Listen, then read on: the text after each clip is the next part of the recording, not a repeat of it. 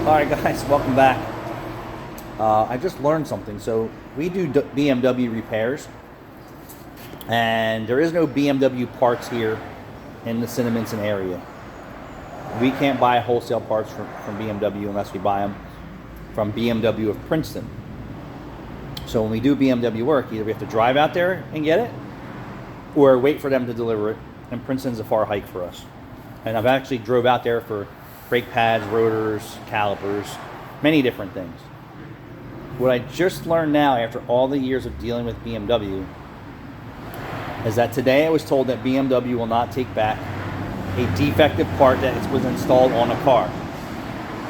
Their policy is that if it's been opened and installed, you have to take it to a BMW dealership and have them diagnose the problem with the part to find out if it is in fact an installation problem, in fact a defective part, and do it that way. And I was like, that's the first that I've ever heard this in all my years of buying BMW parts.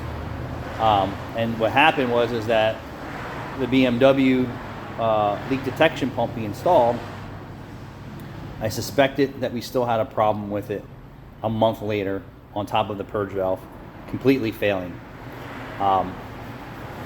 But any other of our parts dealers, Chrysler, if I say the part's defective, I don't have any problems with that part.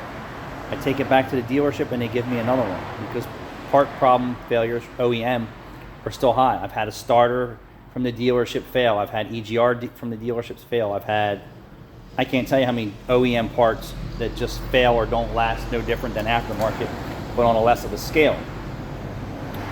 But since I'm not a high volume BMW dealer, I can't believe that that's their policy, is that if you put it on the car and it's installed and the car comes back, right? And we're saying a month now later, the customer didn't come back in a drive cycle, they came back in a month. These people would have called me if the engine light would have came right back on immediately. The car was out for a month. I didn't go through all the diagnostic processes. I said, I know that that part in the back was for ESIM problem, and then I knew in the front that the purge valve should have been done the day that I was here, and Rachel just told me the customer declined it. So I did test it. I said, hey, it's working, and I didn't like the fluctuation in my test at that point in time. And then as I tested it and tested it and tested it again here, the way that I tested originally, I should have just kept playing with it, because the more I kept testing it, the worse the product became, showing signs of failure. But it wouldn't have lasted the 30 days is what my point was. And I think it was a little over 30 days. The point is, they will not take the part. You have to take it back to the dealership, obviously pay them to diagnose it, and to say, well, yep, it is a bad part, or nope, you missed something and it needs something else, or whatever the case may be. And now I see how they eliminate their defect rates in the parts department. And I said, you're the only guys in the industry that I know that for a fact. If I talk to some of the parts counter guys and I say, yeah, that's a high failure rate. Oh, that's a high failure rate. Yep, that's a high failure rate. We can't keep them in stock. So I was like, okay, well, I'll have to just deal with it on my own. Stop payment. And then when you call me back, we're going to talk about why you didn't tell me your return policy up front after all these years of doing business with you.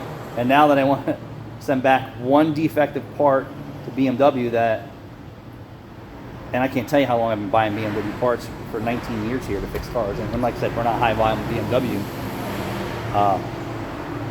Parts do have problems.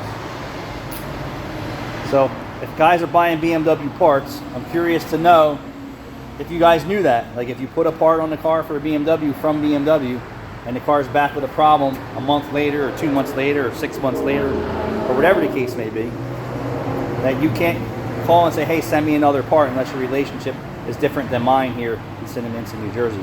But the dude on the phone said, absolutely not. Will they come out here and pick up a defective part and give you a credit? That vehicle has to go to BMW, be diagnosed at the dealership before they move any further. What a bunch of hoops and a circle jerk. So now what I'll probably do in moving forward is I'll just have the customer go buy their parts. And if there's a problem, the customer can deal with all that stuff. Yeah, that was weird. Anybody else hear about that? Let me know.